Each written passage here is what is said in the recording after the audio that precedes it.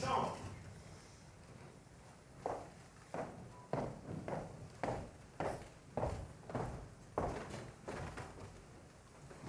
Madame la procureure générale.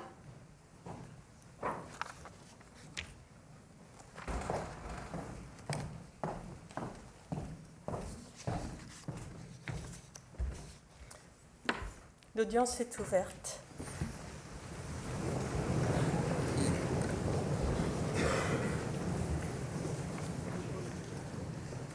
Monsieur le secrétaire général par intérim, veuillez donner lecture du procès-verbal de la dernière séance.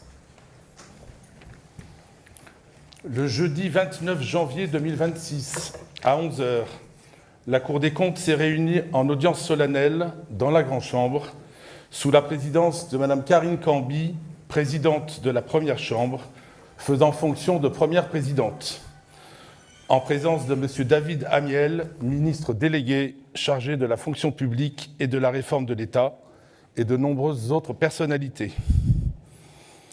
Monsieur le secrétaire général par intérim lit le procès-verbal de l'audience du 22 janvier 2026 qui est adopté. Sur l'invitation de Madame la présidente de la Première Chambre, faisant fonction de première présidente, Madame la procureure générale prononce une allocution. La présidente de la Première Chambre, faisant fonction de première présidente, prononce à son tour une allocution. L'audience est ensuite levée. Y a-t-il des observations? Il n'y en a pas. Le procès-verbal est donc adopté. Monsieur le secrétaire général par intérim, veuillez donner lecture des textes intéressant les magistrats de la Cour.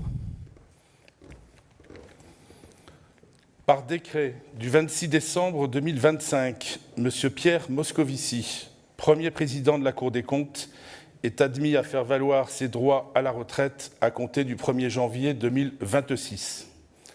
Par décret du 11 février 2026, Madame Amélie de Montchalin est nommée première présidente de la Cour des comptes à compter du 23 février 2026.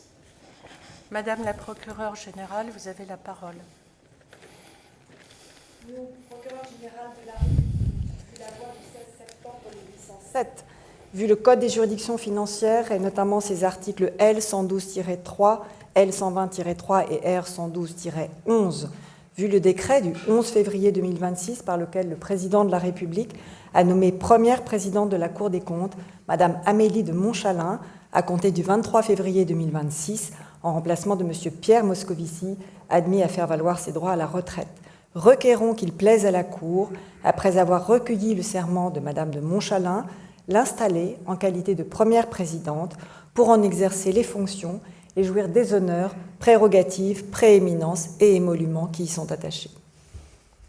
J'invite M. Méda et Mme Mercereau, président de chambre, M. Ténier et Antoine, conseiller maître, M. Fontbaron et Mme Suc, conseiller référendaire, à se rendre auprès de Mme de Montchalin et à l'introduire dans l'enceinte de la Cour.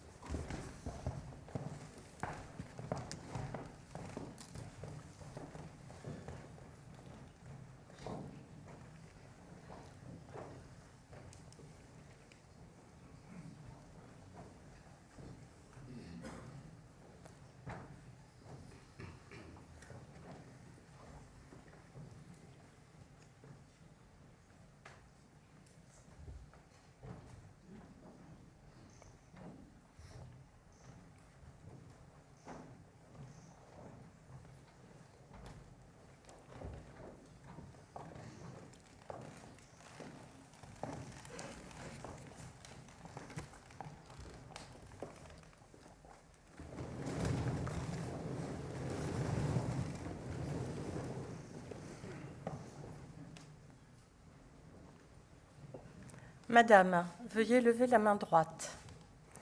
Vous jurez de bien et fidèlement remplir vos fonctions, de garder le secret des délibérations et de vous comporter en tout comme une digne et loyale magistrate. Je le jure. Acte est donné de votre serment. La Cour, vu la loi du 16 septembre 1807, vu le Code des juridictions financières, vu le décret du 11 février 2026 par lequel le président de la République à nommer première présidente de la Cour des comptes Madame Amélie de Montchalin à compter du 23 février 2026, vu le serment prêté ce jour, Madame la procureure générale entendue en ces réquisitions reçoit Madame de Montchalin en qualité de première présidente de la Cour des comptes pour en exercer les fonctions et jouir des honneurs, prérogatives, prééminences et émoluments qui sont attachés. Ordonne que transcription en soit faite sur le registre des délibérations. Madame la première présidente, veuillez prendre place au fauteuil présidentiel.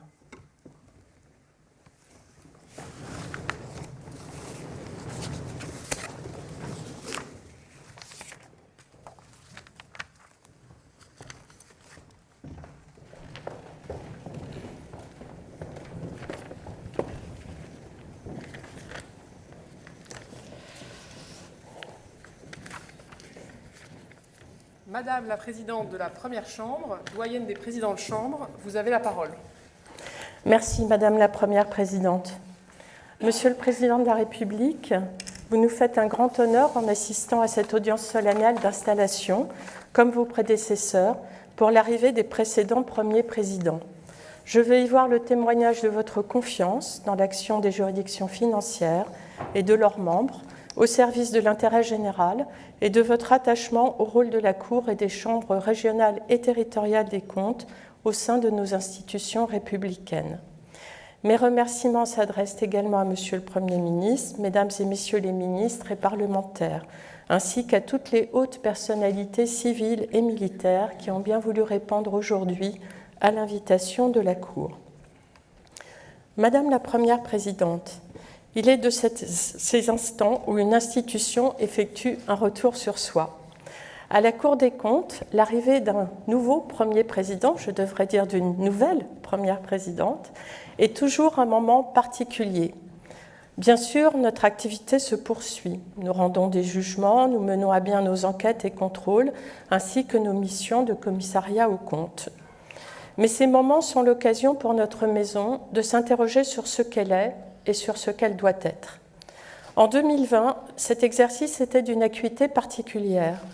Pierre Moscovici, votre prédécesseur, devenait le visage des juridictions financières au milieu d'une crise sans précédent.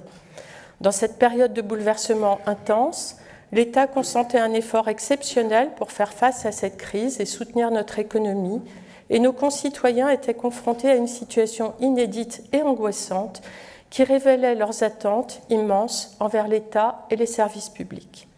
Sous son impulsion, la Cour a engagé une vaste transformation pour faire face à ces nouveaux défis et répondre aux attentes émergentes de la société. Plus d'efficacité de l'action publique, plus de transparence et de redevabilité, plus de réactivité, plus d'ouverture à la diversité des expertises, à la diversité sociale et une attention soutenue à l'égalité femmes-hommes.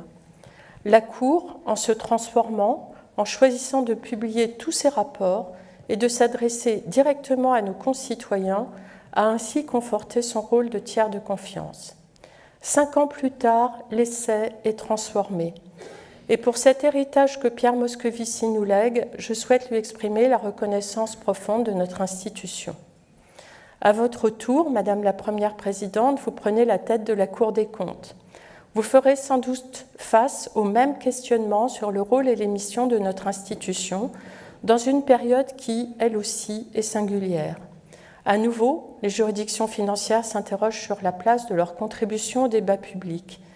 Comment faire face le plus efficacement possible aux défis qui s'imposent à elles, contribuer concrètement à l'amélioration de l'action publique. Le premier défi est celui des finances publiques.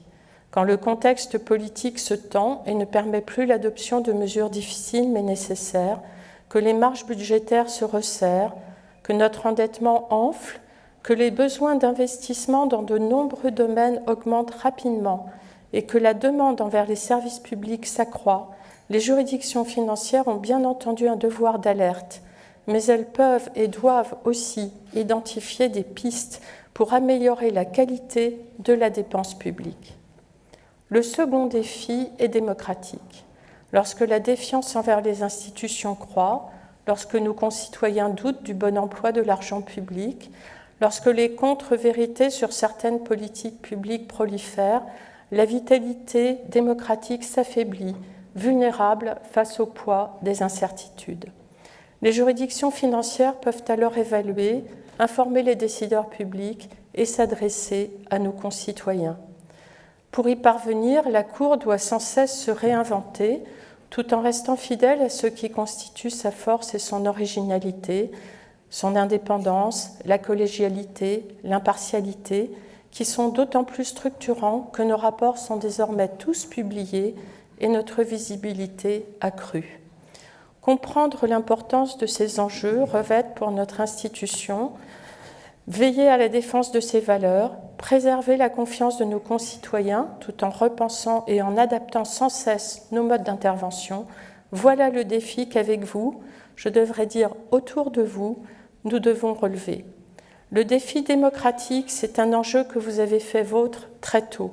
Dès 2017, vous êtes élu député et vous faites aussi ainsi le choix exigeant de l'engagement politique, non par carrière, mais par conviction. Ceci avec une préoccupation, reconstruire la confiance, et un triptyque, écouter, agir, rendre des comptes. Écoutez d'abord. Durant votre campagne législative, vous faisiez la promesse aux habitants de la 6e circonscription de l'Essonne de les rencontrer tous les mois dans le cadre de réunions publiques. Une fois élus, ce fut chose faite. Ces premières semaines rue Cambon nous ont montré que vous n'avez rien perdu de votre envie d'écouter et de comprendre pour mieux agir. Agir donc ensuite. En tant que ministre de l'Action et des Comptes publics, vous construisez 2 budgets qui, la Cour l'a rappelé récemment, entament un tout premier effort de redressement de nos comptes publics, même si, vous le savez, il reste beaucoup à faire. Pour cela, vous construisez des équilibres. Entre les lignes rouges, vous recherchez le compromis, vous vous appuyez sur la démocratie parlementaire, vous vous élevez au-dessus des voix discordantes pour tenter de garder l'objectif de réduction du déficit. Rendre des comptes, enfin. Comme député, vous rejoignez la Commission des finances de l'Assemblée nationale et vous faites du printemps de l'évaluation non plus un exercice formel, mais une exigence démocratique, assez proche en cela de l'article 15, qui est au-dessus de nos têtes, duquel notre institution tire sa vocation. En tant que ministre de la Transformation et de la Fonction publique, fidèle à votre engagement de consolider la confiance des citoyens dans l'action publique, le dernier kilomètre des politiques publiques et le suivi de l'exécution des réformes sont vos priorités. Dès vos premières expériences professionnelles, vous vous mesurez donc aux équilibres budgétaires et économiques, nationaux comme internationaux. Cette vocation, vous la poursuivez au service de l'État. L'Assemblée nationale vous permet de faire vos premières armes. Secrétaire d'État aux affaires européennes, vous constatez combien la force de la parole française auprès de ses partenaires est liée au respect de ses engagements budgétaires. Ambassadrice auprès de l'OCDE, vous mesurez l'ampleur des changements à affronter, des réformes à mener et des investissements à consentir pour conserver son rang à notre pays. Ministre chargé de l'action et des comptes publics, vous affrontez la question du redressement de nos finances publiques.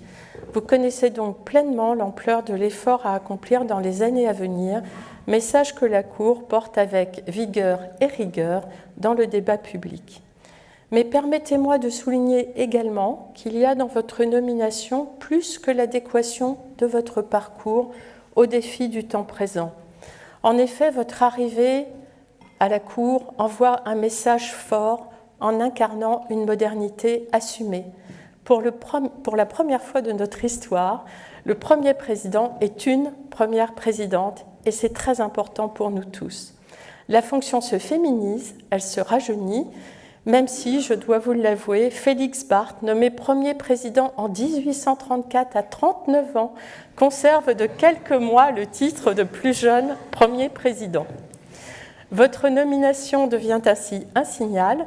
Vous vous inscrivez dans une ligne qui nous est chère et qui fait notre richesse et notre force, promouvoir la diversité des profils et des expertises, être toujours à l'écoute des transformations et des attentes de la société envers les pouvoirs publics, gage de notre capacité à comprendre et à accompagner les transformations de l'action publique.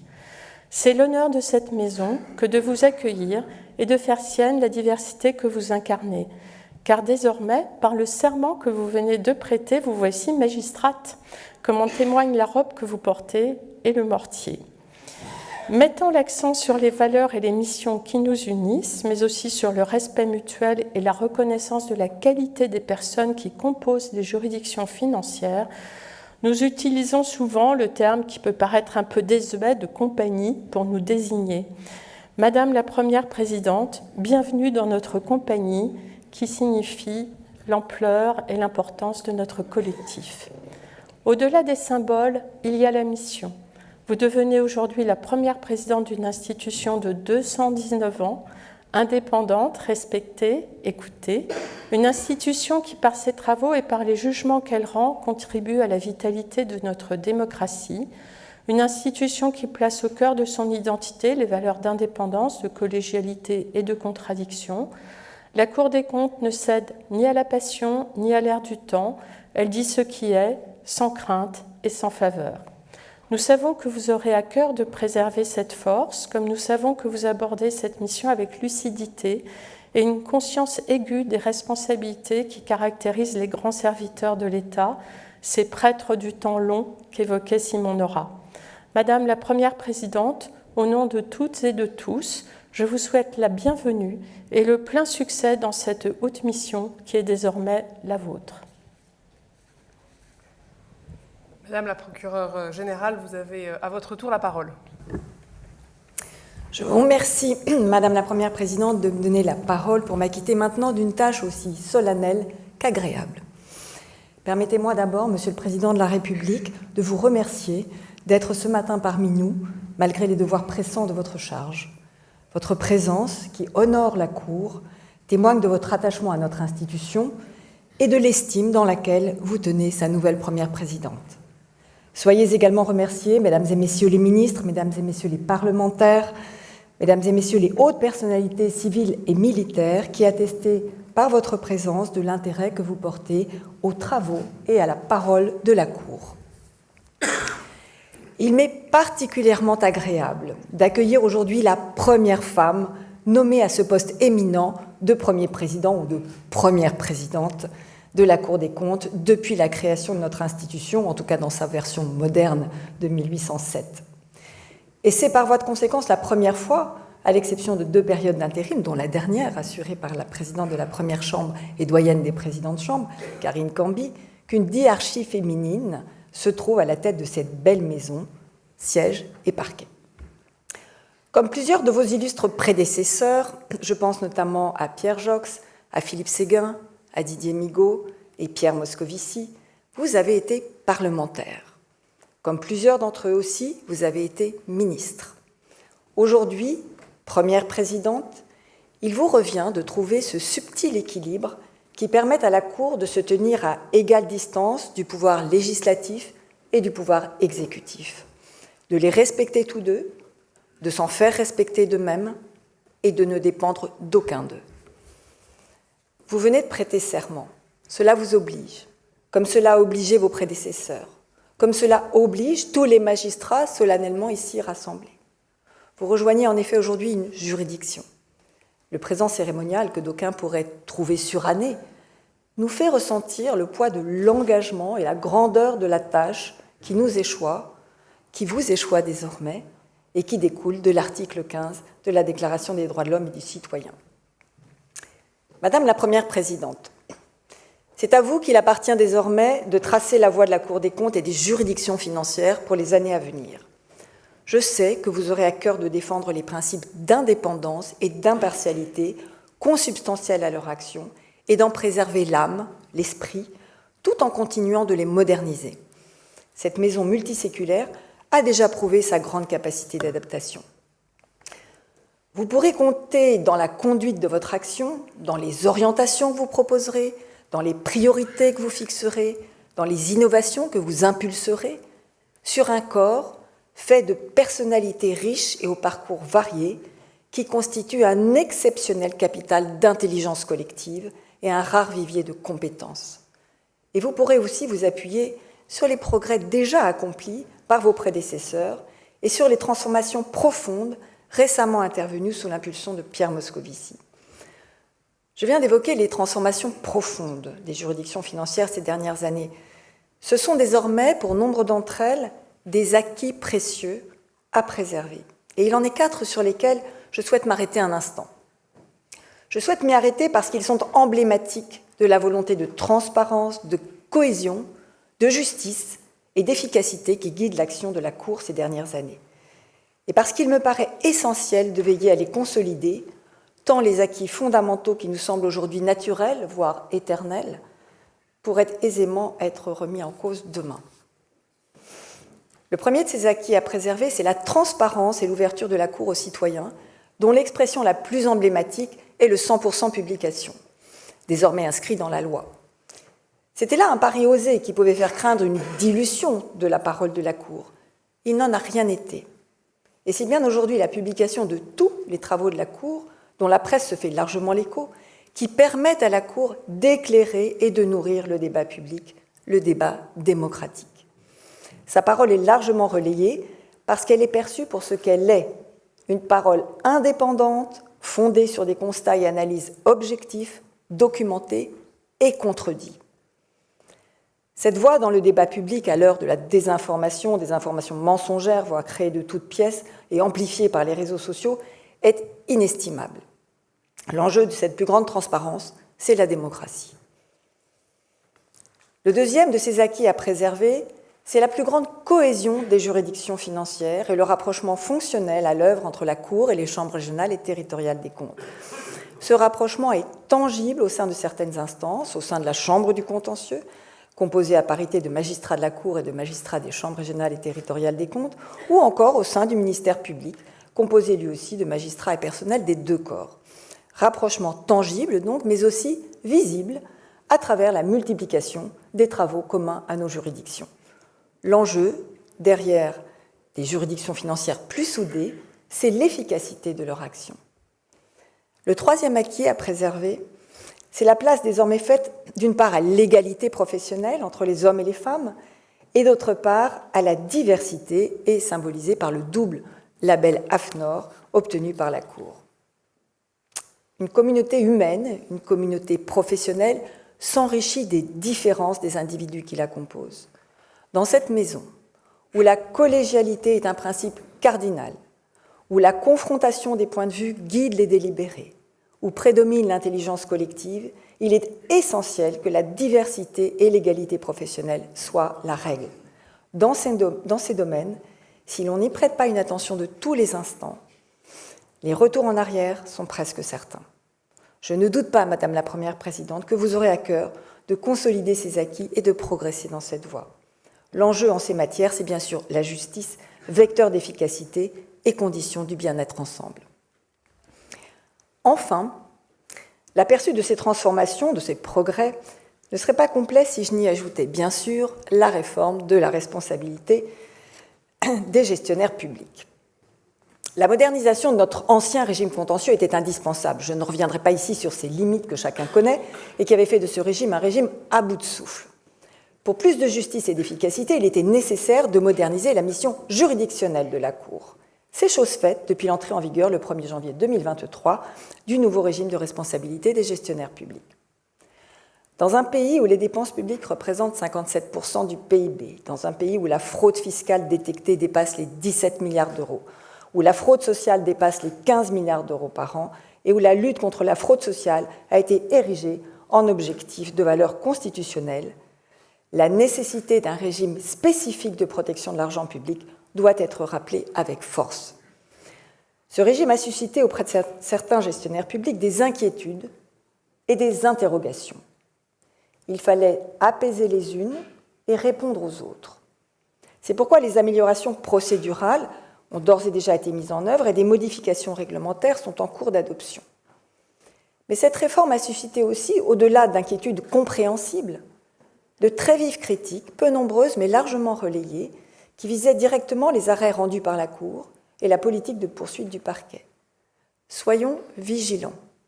Critiquer une juridiction, critiquer ses décisions, critiquer son interprétation de la loi, c'est fragiliser l'état de droit. Et c'est au fond perdre de vue les finalités de ce régime de responsabilité des gestionnaires publics associé à l'ordre public financier. Ce régime, il faut donc l'améliorer et le consolider. Plus que jamais, notre gestion publique a besoin de discipline financière. Plus que jamais, nos finances publiques ont besoin d'ordre. Plus que jamais, l'argent public a besoin d'être protégé. La situation de nos finances publiques ne permet pas, aujourd'hui encore moins qu'hier, de rester indifférent à des dépenses irrégulières, à des fautes graves commises au détriment des deniers publics ou à des manquements dans le recouvrement des recettes qui réduisent les marges de manœuvre budgétaires qui nous font tant défaut.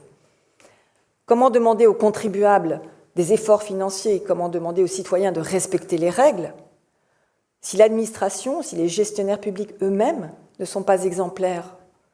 La responsabilité n'est que le corollaire de la liberté accrue dont jouissent les gestionnaires dans le cadre modernisé de la gestion publique.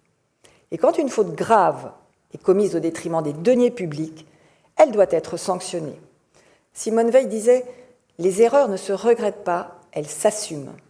C'est vrai s'agissant des erreurs, c'est vrai également s'agissant des fautes, et c'est particulièrement vrai en matière d'argent public.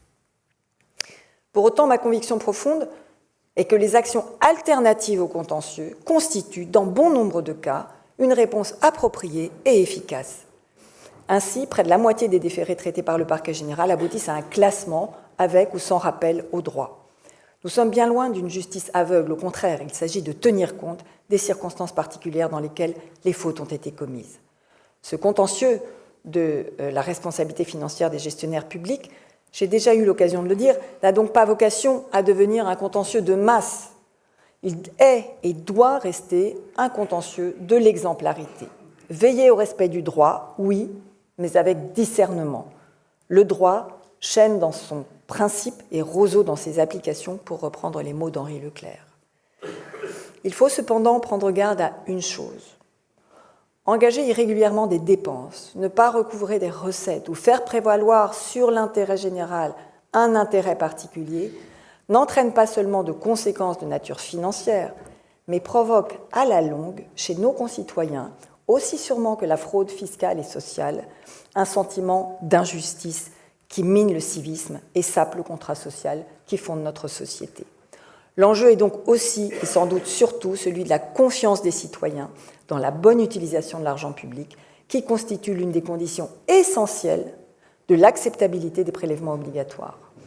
Nous touchons là un élément essentiel de notre pacte social. Il nous appartient de le préserver. L'existence d'un régime crédible de responsabilité des gestionnaires publics y contribue. Je vous remercie.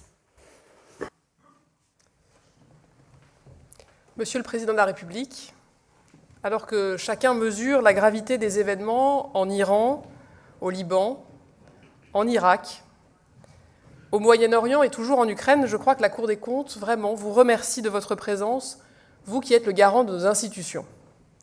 Par celle-ci, vous manifestez tant la considération que vous portez à la Cour et aux 17 chambres régionales et territoriales des comptes, que la confiance que vous accordez à leurs magistrats et à tout leur personnel. Sachez que nous en sommes très honorés. Plus personnellement, je vous dois l'opportunité d'avoir pu servir notre pays et nos concitoyens, en particulier aux côtés des agents publics, auxquels je souhaite adresser mes premières pensées, alors que j'intègre avec fierté la fonction publique. Par votre présence, mesdames et messieurs les ministres, mesdames et messieurs les parlementaires, vous rappelez que la Cour est à équidistance du Parlement et du gouvernement. Je tiens donc à vous remercier, monsieur le président de la Commission des finances, qui représentait le président du Sénat, messieurs les rapporteurs généraux, pour votre présence. En tant qu'ancienne parlementaire, je formule le souhait, sincère, d'approfondir avec vous cette mission d'assistance au Parlement que nous confie la Constitution, pour nourrir le débat parlementaire et faire en sorte que députés et sénateurs puissent se saisir pleinement des recommandations des juridictions financières. J'exprime aussi ma reconnaissance aux hautes autorités du Conseil constitutionnel, Monsieur le Président, du Conseil d'État, Monsieur le Vice-président, de la Cour de cassation, Monsieur le Procureur général, et à Madame la Défenseure des droits, avec lesquelles la Cour entretient depuis toujours des relations étroites et constructives pour partager ce patrimoine républicain commun, fondé sur la juste répartition des pouvoirs entre nos institutions. Je suis par ailleurs très sensible à vos mots de bienvenue, Madame la Présidente et Madame la Procureure générale. Madame la Présidente, alors que vous venez de recueillir mon serment, je vous suis avec l'ensemble des membres des juridictions financières très reconnaissante d'avoir assuré ces semaines d'intérim, incarnant ainsi la permanence et la continuité de notre juridiction. Madame la procureure générale, je sais vraiment pouvoir compter sur votre appui et je me réjouis d'une collaboration fructueuse entre le siège et le parquet pour œuvrer ensemble au respect de l'ordre public financier.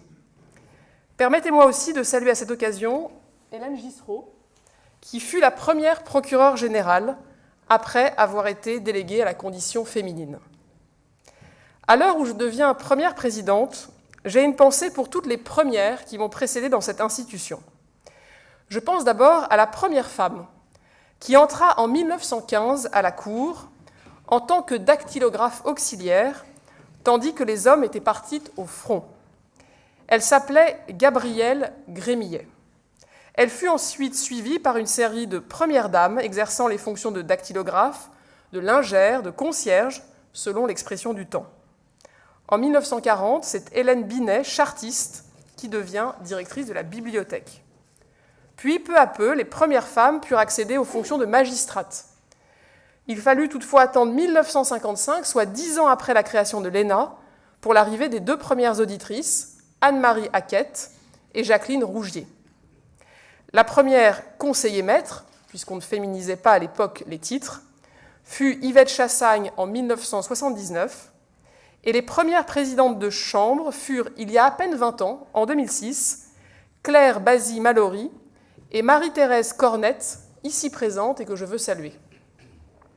En tant que première présidente, je me réjouis que la Cour soit désormais paritaire dans ses présidences et que tant de femmes fassent aujourd'hui vivre ses missions et ses métiers. Je salue ainsi toutes les femmes des juridictions financières qui sont présentes ici ou ailleurs, et je saurais me montrer digne de la détermination et de l'excellence de toutes ces premières qui ont permis non pas seulement de féminiser notre juridiction, mais aussi de la rendre plus crédible dans le débat public.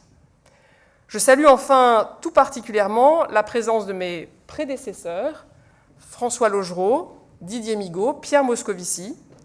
Vous avez chacun œuvré pour l'intérêt du pays en imprimant à notre institution votre vision, vos convictions, toujours pour la renforcer dans son indépendance et la rendre sans cesse plus utile aux Français. Souvent élu de la République, parfois ancien ministre, toujours homme d'État, vous avez su incarner pleinement notre institution et son collectif d'hommes et de femmes. Vous avez été, chacun avec vos personnalités, les promoteurs et les porte-parole des travaux de la Cour et les garants d'une Cour entendue, écoutée et respectée. Je souhaite aussi associer à cet hommage André Chandernagor, qui nous a quittés récemment, ainsi que Philippe Séguin. Lors de sa séance d'installation, ici même il y a 22 ans, le premier président Séguin disait justement de sa forte voix « Soyons bien conscients de ce qui est attendu de la Cour ». C'est en effet d'une attente démocratique profonde du citoyen que la Cour tient sa permanence. Cette attente est plus vive que jamais et il nous appartient de la servir au mieux pour le temps présent. Comme un rappel à ce devoir, cette attente est inscrite au-dessus de nous, en cette grande chambre, surmontée d'une représentation de la République. C'est l'article 15 de la Déclaration des droits de l'homme et du citoyen de 1789 qui dit « La société a le droit de demander compte à tout agent public de son administration ». Réaffirmons-le aujourd'hui, le contrôle de l'utilisation de l'argent public est au cœur de notre démocratie et depuis 2008 de notre Constitution. Je dirais même plus, informer le citoyen contribuable est devenu un marqueur démocratique essentiel dans notre pays, comme c'est le cas dans bien d'autres démocraties. En témoigne la présence parmi nous ce matin des représentants des réseaux internationaux, européens et francophones, des institutions supérieures de contrôle, que je salue ici chaleureusement et avec qui j'aurai évidemment grand plaisir à travailler. Si la Cour a survécu à tous les régimes et à tous les soubresauts de notre histoire, c'est parce que son identité est solide. Dire la vérité aux Français, être un repère de notre débat démocratique et inciter chaque décideur, chaque agent à mieux utiliser l'argent public. Telles sont les sources de la confiance que les Français et leurs représentants ont placées dans les juridictions financières. Et je ferai tout pour qu'elles restent dignes de cette confiance et aucun pouvoir démocratiquement élu ne pourra remettre en cause ces institutions et ces valeurs. Tout État exige un trésor, tout trésor exige un compte, et tout compte exige un contrôle par un juge désintéressé. Disait Pierre Moineau, ancien procureur général et éminent membre de notre compagnie, qui rappelle aussi la tradition littéraire vivace des magistrats de la Cour, qui n'est en rien une frivolité, puisque le mot juste, la phrase claire, le bon chiffre, l'analyse impartiale sont l'expression de notre devoir à tous. Oui, la Cour est un trésor pour notre démocratie, surtout quand celle-ci peut être ébranlée. Nos valeurs d'indépendance, de collégialité, de contradictoire, qui sont gages d'objectivité et d'impartialité, constituent un patrimoine que nous devons préserver et défendre avec force. La Cour est à un moment charnière de son histoire parce que nous sommes à un moment charnière de notre démocratie.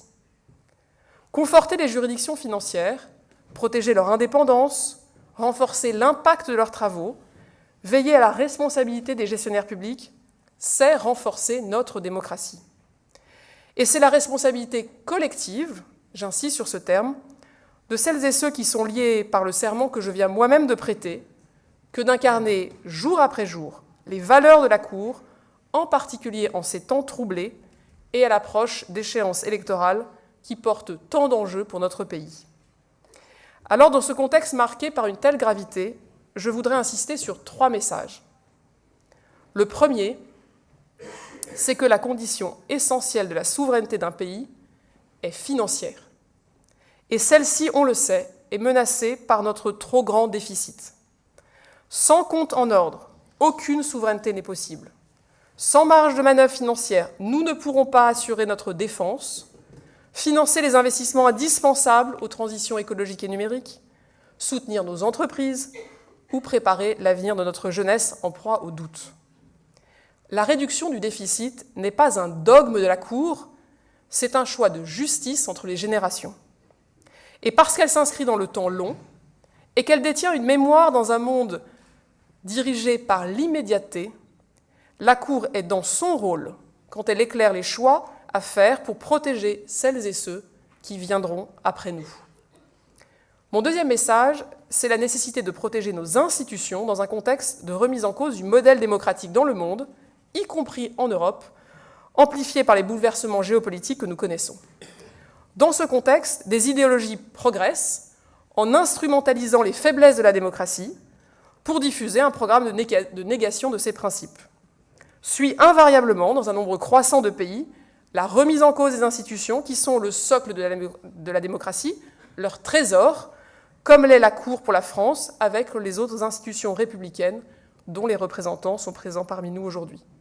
Alors, invariablement, se propagent alors des attaques intolérables contre les juges et leurs décisions. Troisième message, c'est que notre espace informationnel a été profondément bouleversé par les technologies numériques. Et nous ne percevons que depuis peu tout leur impact néfaste sur le débat public.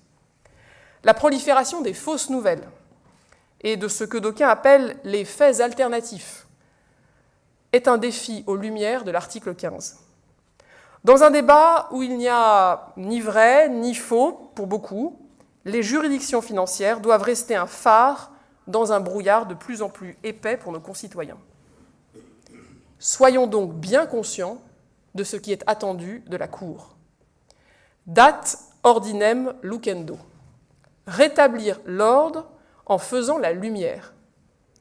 Voilà une devise qui remonte aux origines de notre institution, au Moyen-Âge, mais qui porte, à mon sens, une partie de la réponse à ces 3 enjeux que je viens de citer, qui traversent aujourd'hui notre démocratie. Lumière et ordre. Cette articulation entre transparence et impact, débat public et transformation des politiques publiques est la boussole que nous devons suivre plus que jamais. Et plutôt qu'un plan d'action déjà complet, que je souhaite bâtir évidemment dans les prochains mois avec les autorités, les magistrats et les agents de la Cour et des chambres régionales et territoriales des comptes, je me bornerai donc ici à exposer 2 priorités immédiates que j'entends porter au début de mon mandat. La première priorité, c'est de protéger l'indépendance de la Cour pour renforcer notre démocratie.